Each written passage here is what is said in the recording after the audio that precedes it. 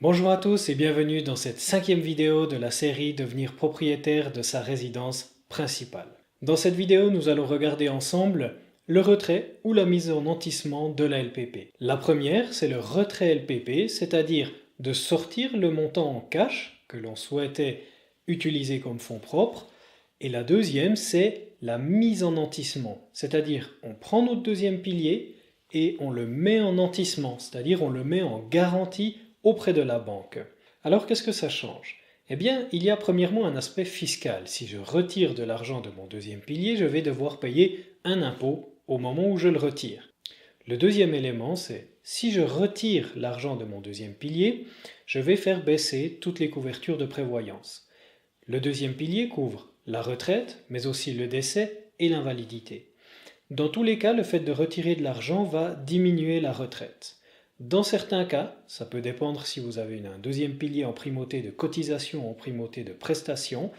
Donc pour ceux qui sont en primauté de cotisation, le fait de retirer de l'argent va aussi diminuer les couvertures d'essai et invalidité. Le troisième élément se situe au niveau de la dette hypothécaire. S'il était par exemple prévu que j'amène 100 000 francs de fonds propres par le biais du deuxième pilier, eh bien puisque je ne sors pas l'argent mais que je le mets en nantissement, c'est-à-dire en garantie, eh bien la dette sera de 100 000 francs plus élevée puisque le cash n'aura pas été versé.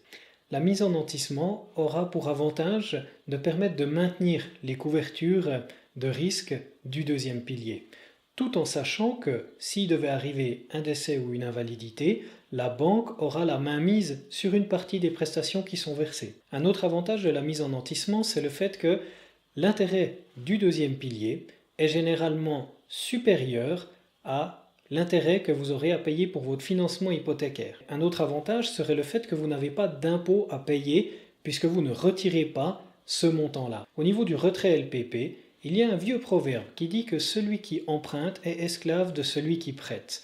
Eh bien, je dirais que pour commencer, le retrait LPP a pour lui de permettre d'avoir une dette la plus basse possible, donc un aspect sécurité. Le deuxième élément, puisque lors de la mise en nantissement, la dette hypothécaire est plus élevée, par exemple 90%, cela signifie que le revenu nécessaire est plus élevé également.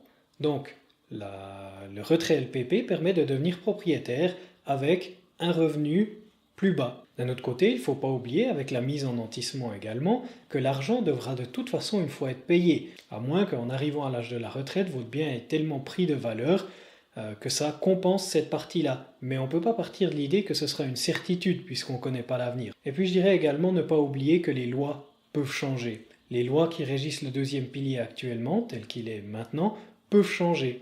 Et qu'ainsi, les choses pourraient être appelées à être modifiées en cours de route. Voilà, nous arrivons au terme de cette vidéo. Je vous ai donné quelques pistes de réflexion. Bien sûr, il y aurait d'autres éléments à prendre en compte.